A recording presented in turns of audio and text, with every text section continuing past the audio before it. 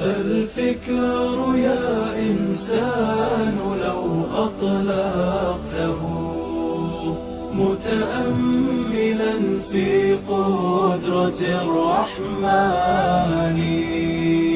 لخضعت إجلالا وتسبيحا له.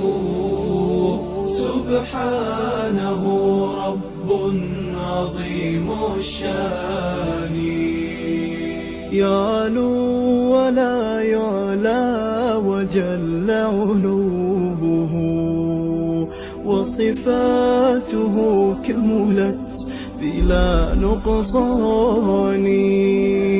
سلطانه باق ويبقى ملكه هذا